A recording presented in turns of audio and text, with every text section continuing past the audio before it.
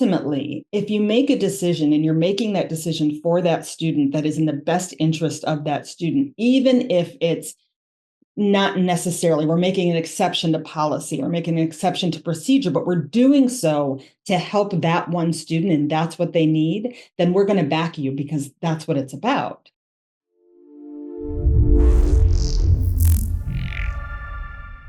Welcome, everybody, to another fabulous episode of EDU Unlocked with me, Ashish Fernando. And we at this podcast make an effort to meet with leaders who are not just there to do some work, leaders who actually care about the student journey and have dedicated years and years of their lives thinking about how do we make that journey more special, more integrated, and more driven towards a student-centric, employment-centric world and experience within the institution.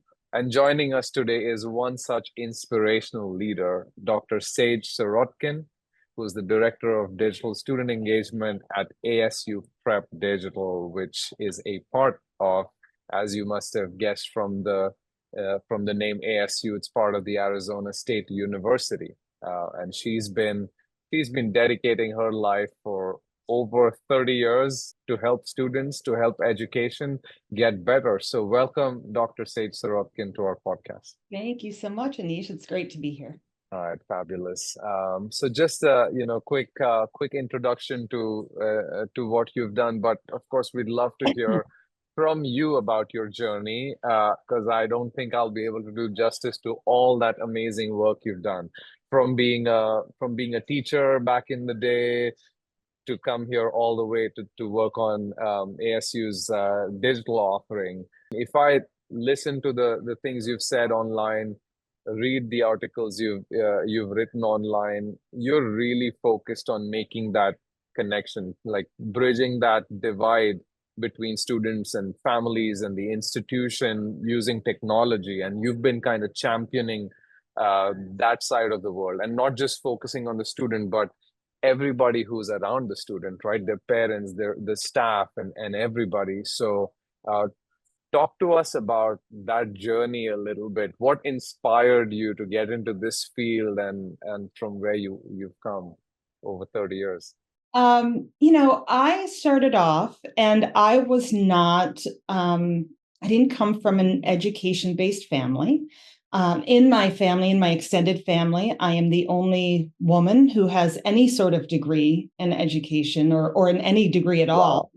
In my extended family, my father had an associate's degree, and I have an uncle who had a master's, but nothing beyond that, and only just, my father and my uncle. And so it wasn't where I grew up knowing, oh, I always want to be in education or this is a priority.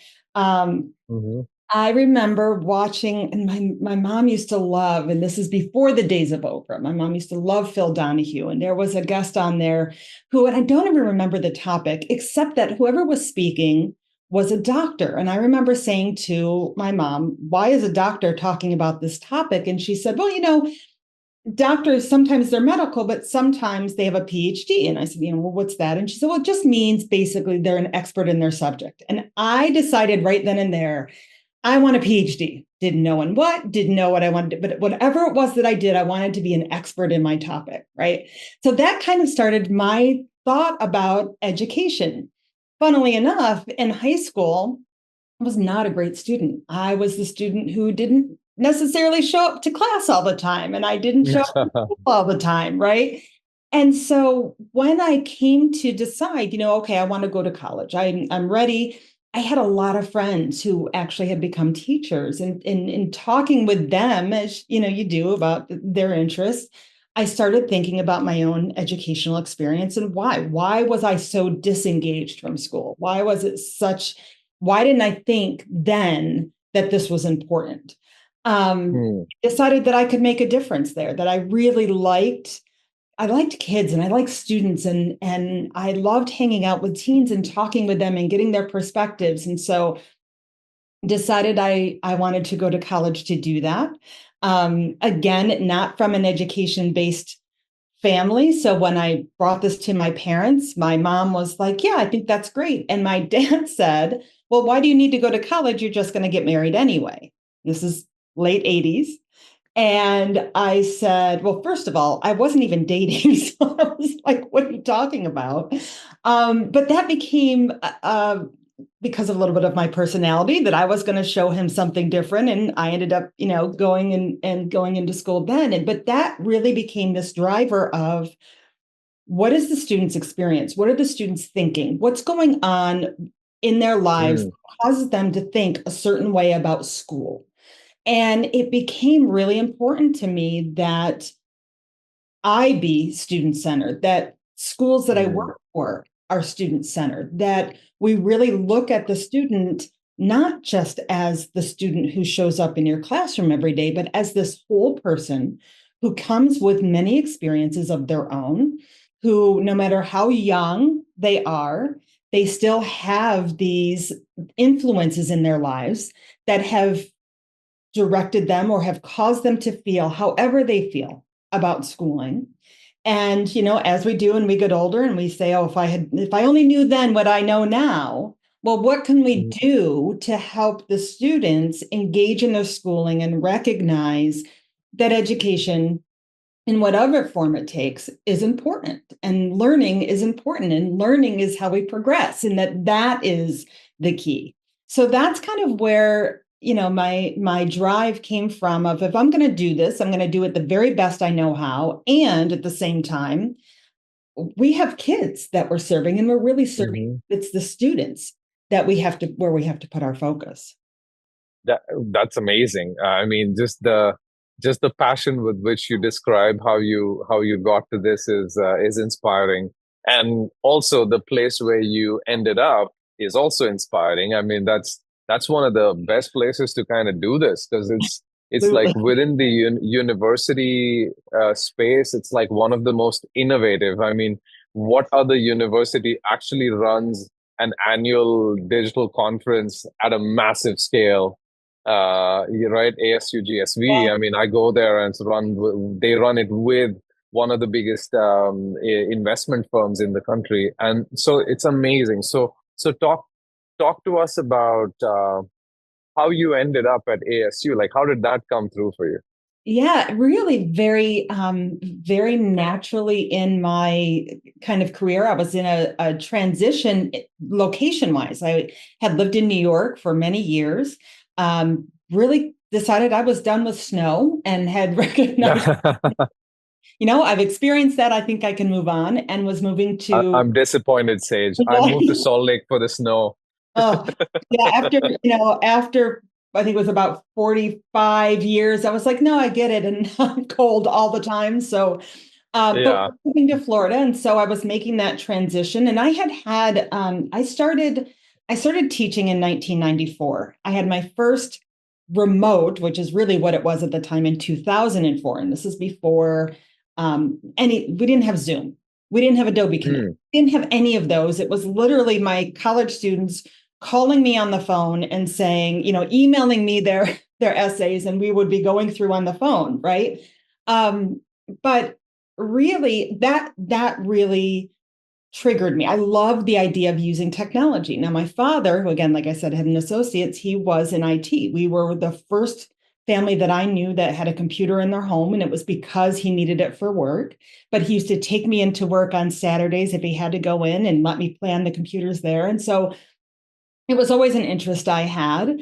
And so I always found myself in schools that, I worked for Laurel Springs for some time.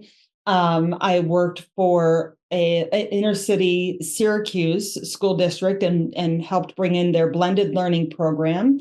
Worked for, knew that was where I wanted to be. I felt I wanted to be on that kind of cutting edge. And really just started as an adjunct teacher with ASU Prep Digital because I was transitioning. mm, I did need something that I could travel with me because we were transitioning locations. And so in early 2020, and as things were happening, I was hired on as an adjunct English teacher, a part-time English teacher.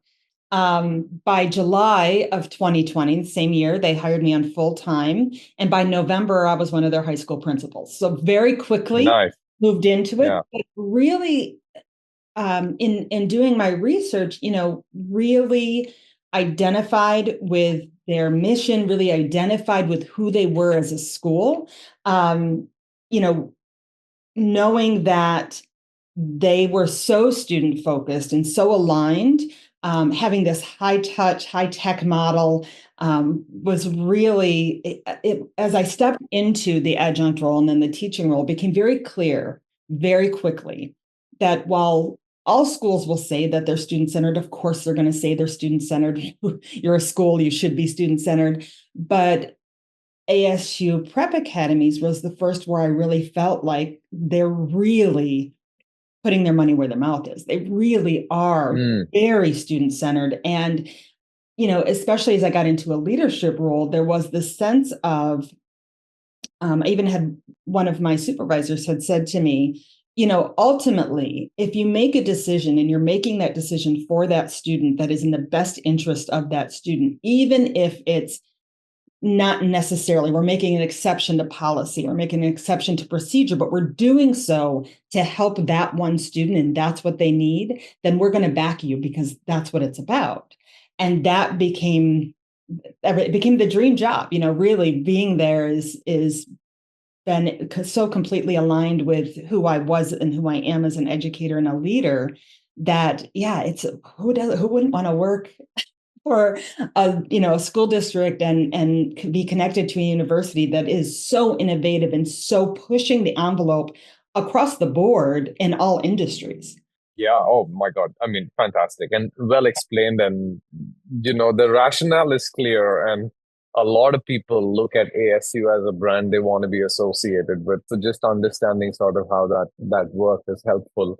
And also, I think what you alluded on is the fact that at ASU typically, and I've seen this within other parts of ASU as well, growing within the organization is actually encouraged. Like a lot of people who come in, right, in junior roles will like end up being like heads of those departments. Yeah, absolutely. We Yeah. even have in the past few years have created a prep leadership academy for that very reason. That if you are an employee of ours, a staff member of ours, and you want to grow within our organization, then we're not only going to show you the path, but we are going to Train you. train and educate and give you Yeah. experience so that you can step into those roles very easily. Yeah. Oh, that's fabulous. Yeah, yeah. And I mean, I see all the work you all do. It's fabulous. I go to every ASU GSV conference. Awesome. As a startup guy in education, I have to be there. Kind of, it's like the Woodstock of higher education. So I'm always there, and it's ASU all over. I mean, the way Yeah. everybody talks about. I know ASU Digital Prep has its own booth there sometimes. Mhm. And I visited those as well. Yeah, that's why when I saw your name, I was like, oh my God, we have to talk to Sage and figure this out. So fantastic. Question for you around stories. In higher ed, we always have stories, like one student who inspired us, or somebody in the leadership that we work under. What's your inspiration from the people you worked with, the students you've dealt with, anything that stands out? Yeah, so this is something, and it's funny because I just did another one of these student panels. We had an all kids can virtual summit for our staff, and I Oh, was it was called All Kids Can. all kids can. That's our rallying. That's our rallying cry from our managing director, Amy McGrath. All kids can, and fill in the blank. Right, all kids can graduate. Yeah, Kids can succeed. All kids can pass it's their math yeah, class. Whatever it is, all kids can. it's So it's self-explanatory. It's that's amazing. right. Yeah, That's right. yeah. So during the summit, I did another one of these student panels, and this all started a few years ago with me. I was while I was principal, we had our student government club, student government club. And then there was that group, and then there was a diversity group too that we had, that there was some overlap. There were students in both. And the students wanted to do a panel of a kind of diversity panel where they could share their stories with their teachers. And it really came from them, and asked, could they do this? And we worked together, and I coached them through it, and we kind of talked through the questions, and they had a moderator that they had, and they ended up presenting at one of our staff meetings. And then we ended up at the high school, we ended up expanding that to one of our larger kind of all ASU Prep Academy staff meetings. And it was so amazingly well received from all of the faculty, like learning these student stories, right? But it became this, again, this piece of, here are students. First of all, this was all them. They brought this idea to me and said, can we do this? And then they practiced it. They figured out like timing and who was going to answer what questions. What did they want to talk about? What did they want the teachers and the staff to know? And they did such an amazing job. It was just incredible. But it became one of the best loved segments. And, we bring it in as much as we can. But also to see, again, it just reiterated, Yeah. these students are not just your student in this math class, your student in this English class. This is Yeah. a younger person. And the fact that they're younger does not devalue their experiences. In fact, if anything, it gives us insight into who they are as a student and how they learn and how we can support them and what their goals are and all of that. And it became so amazing, Yeah. really, again, just have that validated to say, this is what we always have to come back to. For all of us as educators, we always have to Yeah. come back to that student, that one student. Even if you're in a classroom and you have a classroom of 30, 35 students, each one student has this whole world that they bring with them that is going to decide, with your help or not, whether or not they're going to be successful, what they're going to think about, what they can do. Fabulous, Sage. And story comes to mind. I was watching this video in Korea. There's a fighter. It's almost like the MMA in Korea.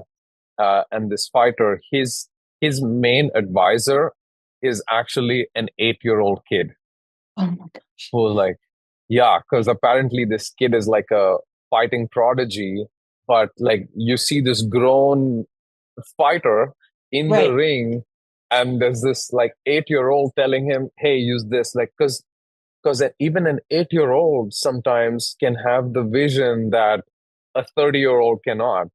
There's kind of that kind of famous thought or statement of, what would you do if you didn't know you would, or if you didn't think you would fail, or if you knew that you couldn't fail?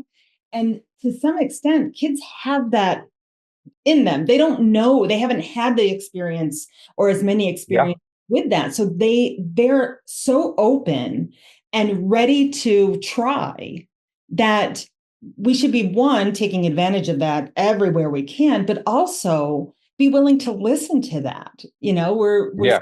get so hung up on our, well, I've had this many years of experience and I know this much more than you or whatever.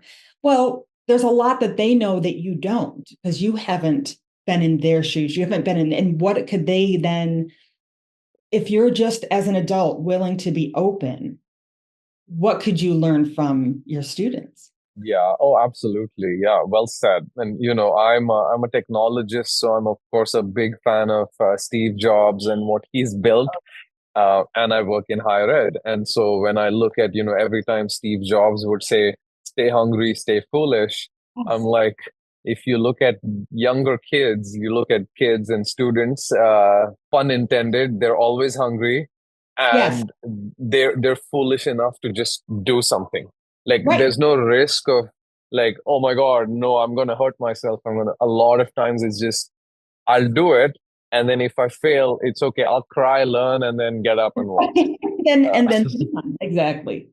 yeah, and I feel like We as we grow and in our leadership positions, especially doing transformational things like what you and I are doing, a lot of times we tend to become a little careful, more risk averse in terms of like, hey, what if these things fail, right? So talk to us a little bit about how you manage that leadership expectation, budgets, and drive innovation, and what's the risk of failure, and what's the result of failing. Like, talk to us a little bit about how that works organizationally. Yeah. So, like I had said, there is this really significant sense of doing what's right for students, doing what will support students. And so, you know, that becomes the core, right? And of course, there's the balancing, there's the funding involved and all of the things that are not so fun to deal with and not so student centered, but that's how you have to run an actual school and keep it going. I have a very interesting role in that I have these two, well, I have many initiatives that I'm involved in, but I have these two seemingly opposing initiatives where I'm in kind of oversight over students who are truant and disengaged and deciding how to help them or how to help the parents understand them better and decide, where are they going to best succeed, and grad rates, which we are a public school in Arizona. That is something that we have to be aware of and be thinking of. And so there's always a sense of, as much as I am in the moment on the student, I also have back here this, okay, but we have to have legitimacy as a school, and we have to make sure that we're doing right by the state of Arizona and following all of the rules and legislation that we're tied to there. It really becomes at what point do we decide that the failure really is, it's Mhm. okay to fail, right? It's completely okay. It's the, first attempt in learning is the kind of acronym. Um, Yeah, yeah. and at some point you just have to, and I guess at least for me, I have to say and kind of put blinders on and trust that even that failure is not, there's nothing wrong with that. So, and to give an example, we had a couple of new initiatives and that we had done. And one was a student success sections, our Sun Mhm. Devil success sections of courses. And basically what we did is we said, okay, look, if we have students who are failing a course, and they can retake the course and retake it to pass it, but if we have a student who's failed a course a couple of times, obviously that's not working for them because they've tried it this Right. twice and it wasn't a matter Yeah. of they just had a bad Um, semester, yeah, or no point doing a third, yeah, third right, attempt, fourth what are we attempt. Yeah. doing? Why would we allow a kid Mhm. to take the same class over and over and over again the same way? So I had this thought of, let's do something different. Let's have these sections that are, yes, it's the same course, but we're going to present it differently. It's not going to be, we have to in kind of alignment with how colleges do things. We have due dates on Sundays. The Sundays are when each course has things due. Well, instead, we're going to break it down and we're going to say we're going to have due dates and we're going to break everything down. So you have a little bit due on Wednesday, a little bit due on Friday, a little bit due on Sunday. Our live lessons, normally we have, these hour-long live lessons. They include some instruction, they include some time together to work, they include, just kind of a typical experience in a classroom Yeah. online, but in a very digital, engaging way. But instead of doing that, because the students have already gone through those, they've already gone through this class and seen all those live lessons. Instead, we're going to have these kind of working sessions with the teachers. And what we did is we had teachers and interventionists in the class supporting students, and students would come and they'd work. Interesting. Yeah. Right. And so we piloted It- this during the summer and hugely successful, hugely successful. Students went from having, from failing the course to having a B to having an A. It was great. We've carried it into the fall. And these were just the core classes, but we carried it into the. Do the students call them interventionalists? Nope. They're just their teachers. That's what I would assume. Yeah, teachers. Right? Yeah, two teachers. Yeah, but So, one teacher's job, assigned job, is right. intervention. They're the teacher Amazing. Yeah. in that course, but then we have the support person, and the support person for science and math happened to be our math interventionist, and the science, in the humanities Hmm. happened to be our reading interventionist.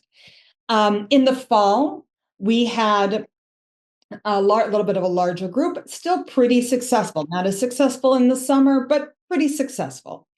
And then we got to the spring and we had a lot of students in there, and it was not Hmm. successful at all. It completely fell flat. And a lot of it had to do with the fact that students did not come to those different live lessons, those academic working sessions, the same kind of challenges that they had in the course to begin with, being disengaged, continued. And so when we scaled it, when we went from very small, just a few students, to scaling it, it didn't work. It completely failed. It was not, it just didn't. And we ended up saying, all right, that didn't work. That's, we learned that in a small session, yes, that'll work great.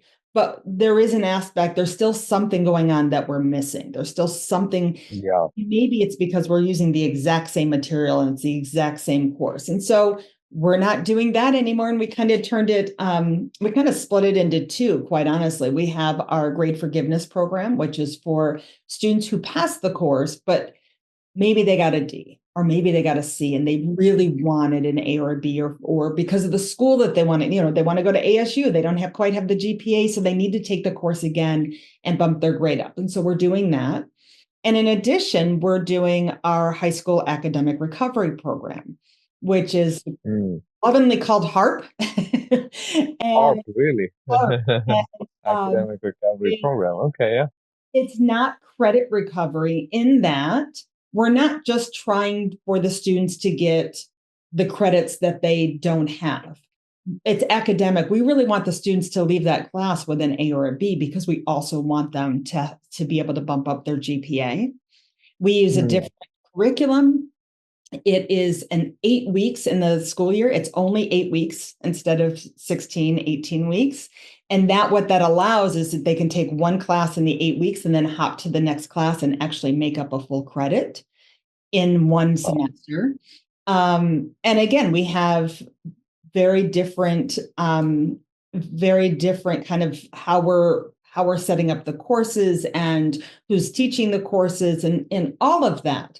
We've had some great successes. We've had some things where we went, wow, we didn't expect that to happen. How can we change that? So it's still very much a work in progress. But again, just like we would say to our students, first attempt in learning, failure is not this awful thing, scary thing to be afraid of. That's part of the Yeah. process. Same for us as adults in these programs. It's a learning process. We don't know what we Oh, don't know yeah. until we try Yeah. it Oh, yeah. and say, oh, A- that didn't Ask work, a ask a startup founder what Right. failure means. Right. Preaching to the choir there. Like, yeah, we were like failed 9 out of 10 times, but all we care about is that one The that one success, we do right? right. Yeah. Yeah. Absolutely. So, we can say even with the Hmm. the Sun Devil Success Program, which ultimately didn't really do as well as we'd wanted to, even in that last semester where we realized it's not as scalable, there were still students who went from having failed a course several times to passing with a B, to passing with an A. And for that student, that's hugely successful. So Yeah. it's Yeah. not Yeah. Sure. all failure. We didn't have all students still not being successful. There's still, we look at that and go, for that student, that's a huge success. So we can't negate that piece. Yeah, I love it. I love how you narrate the story of how it's set up, and it's amazing. Uh, what does success look like for all these students who are getting through ASU's digital prep program? And I would love to hear some success stories, for the audience. Yeah. So, it really is, we have such a great program, but also we have such the most amazing ability to really be flexible to students' needs. So, we have students who have graduated, and because at the high school, at because we're taught, connected to ASU, students can take up to 2 college classes per semester, starting in ninth grade, for free of charge. They can take more. Those, of course, they are not free of charge, but they can take. Essentially, they could graduate with a year of or more of college already paid for, already taken care of, right? Mm. We have students, however, who really do take advantage of that. And we've had students who graduate with 69 credits, 70 credits, and they're walking into ASU ready to go into their junior year right out of high school. And so we've had students who have done that and have walked into their, a dual engineering and medical major. We have students who, really have stepped into those spaces. And because of that, one, college is expensive. Let's, just put that out there. Mm-hmm. We know that. So the fact that they can leave us with having so many college credits alleviates that child, not just the family, but also the child from the student loans that they would have taken and that they now, maybe don't need or don't need as much. Which means that when they graduate, they're not graduating with debt over their head. So we're already setting Yeah, success in that way. that's amazing, by the way. Yeah, that's the number one downer for a lot of students. I mean, you see all these students standing in DC with boards, forgive our student debt is just Oh, it's sad in many ways. Yeah. and if you think about, we know as a nation, the attrition rates for freshmen in college are awful. It is a huge change to go from I'm in high school, my parents are there, the teachers are there, everybody's there supporting me. And now I go off to college and I'm supposed to be an adult and I Yeah, yeah, have yeah, yeah. Mhm. open access to everything. And, nobody's watching necessarily what I'm doing. And, that is trial by fire, right?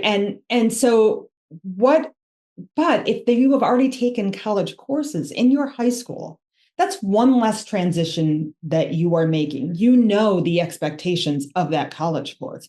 The expectations of the type of writing you have to do.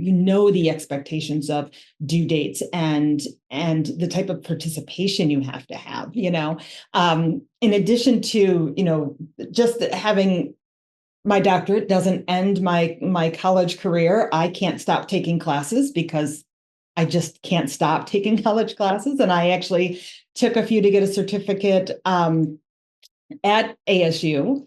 And so, and also being able to Yeah. stay in touch with the education, but knowing that, hey, on this day, I have to get these type of assignments and I have to do a discussion post. I have to be able to respond to my peers in their discussion posts and do so in ways that have some pretty significant rules around it. It must be around this many words. And, I really have to add to the conversation, which I think is great, but it's not something that kids necessarily know how to do in a kind of professional way, where if you take these courses in high school, you're getting that practice. It's not something that you Hmm. additionally have to learn how to do. Learning how to college, learning how to be a university student, learning how to do that is a whole other set of skills that when our students walk into or walk out of ASU prep academies and walk into ASU or any other college, those are skills they already have that we've already Yeah. provided with. So, I'm thinking about the students that every year we have our senior awards, and I'm thinking about the students that I see standing up there saying that they have 72 credits, they have 69 credits, they have 56 credits. That is amazing. And these kids are, they're 17, 18 years old, and they are really having taken so much ownership over their careers, essentially, already. That's amazing. Yeah, no, thank you for sharing that with us. And say just switching the lens a little bit. to the institution side in terms of uh, challenges. Yeah. So you've talked about some of them. You've talked about the fact that failure is okay in terms of implementing new technologies. Uh, what are certain things you feel restrict moving fast? And like we'll have these conversations. I was just in a breakfast with a few CIOs, Florida State and Grand Valley State and a few other places, schools, and we were all talking about this thing that as technologists we go in and we say, oh my god, there's this new technology, there's AI, there's VR, there's AR, I want to try it, I want to implement it, I want to experiment, and I think it's going to move the needle. And then you'll hear like leadership say, whoa, hold on, this is new, which means we don't know if it'll work. We care a lot about data security of students, which is a big deal, and it is security. And so that slows down the process of deploying new exciting tools and technologies that students sometimes will get really excited about and actually move faster, right? Like you put some AR, VR experience, you're going to have that class filled Yes. with students. So, how do you balance that? What are the challenges there in terms of leadership, and how are you moving the needle? Because we are such an innovative school, there's a lot less of that as far as, no, we can't because it's new. It is more like we strongly believe in innovation, but not necessarily for its own sake. So it's going to be, what is it exactly that this tool is going to do? What is it exactly that what's the problem it's going to solve? What's the benefit to the students? What is the gap that we have right now that it is going to fill? Right? It can't just be, and there are so many of them out there, and there's so many. I mean, of course, we've all been talking about AI since, what was it, November of 2022, 2020? Yeah, yeah, Yeah, probably, right. yeah. Seems like now it's been there forever. But it's more of, I think it's more, the biggest challenge I see from the seat that I'm in is mindset. And it's not even leadership mindset, because again, if we say, here's the gap that we have, and here's the tool that we've now seen, and we believe this tool is going to fill it, and here's how. And to give you an example, we just implemented and partnered with Magic School AI, Yeah. gave it to all of our teachers, and now are giving it to our students, and it's helping in ways for them to say, I don't understand what this says. And in Magic School, there's a spot where you can have it summarize. This is what it's saying, which is amazing for students who, for example, I have to read this poem from the 1800s using language that we don't use and haven't used in 100 years. And I don't know what this poem is saying. So how can I talk about this poem if I don't even know what it's saying, If you right? don't know what, yeah. Right. So now we're giving them the tools and teaching them how to use them appropriately, right? That's Okay. amazing. Yeah. There's the gap filled, but it can't just be, it's, and I'm not against fun. I have a friend, a colleague, Weston Kieschnick, who had posted at one point, fun and engagement are not synonymous. And, I jokingly say, yes, my job would be a very different role if I was the, director of digital student fund. That's a whole other role. Yeah. But they're Is also, that a real role there? right? But they're also not mutually exclusive. And so, of course, you have things like Kahoot and quizzes and all of those fun things. But sometimes they get there for the sake of being there, to say, I have these. So I was in a presenting in a conference recently, the DLC's Learning Palooza, and I was talking about student engagement and what are our these kind of assumptions we have. And I think those assumptions that we have as educators, those become the obstacles. The Mm, the idea that, oh my gosh, AI is just now, how do I tell when my students are using AI to write an essay? Well, then why are we having students write an essay if it's something that a computer can do? Why are we not having yeah. do things that a computer can't do, that they need to That's know how right. to do when they get out in the world. Because I'll tell you, since my dissertation, I have not written an essay. Same I've here. written, I didn't blog do a posts, dissertation, but yeah. right? Since then, when have you really written an essay, an argumentative essay? I haven't. It's not a, and now anytime I have to write anything, like I'll tell you, full disclosure, any recommendation I have to give, AI is helping me write that recommendation because Yeah, I'm gonna do it and it's gonna alleviate a bunch of time, right? So the obstacles, the challenges is in mindset, in identifying the assumptions we have about the new technologies, identifying right. good or bad, like, oh, this tool is going to save the world. No, it's not. I'm sorry, Yeah, that's true. Yeah. it'll help, Hmm. but it's not going to, it's never as good as you hope it will be. It's also never as bad as you think it might be. So it really is identifying those assumptions and then helping educators, helping the teachers, helping staff to kind of open up and be willing to hear another perspective and see how this tool might help students, might help them, might help the teacher themselves, and really being willing to openly talk about the worries that those educators have. You know, the it's I keep saying, the AI is just the Wikipedia of today, where Wikipedia became, Oh, yeah, oh gosh, don't ever use that's Wikipedia. right. That was just became this Because it horrible was thing, crowdsourced. apparently, Yeah. right? And so it Yeah, really I is can create a page on myself and write whatever I want about myself.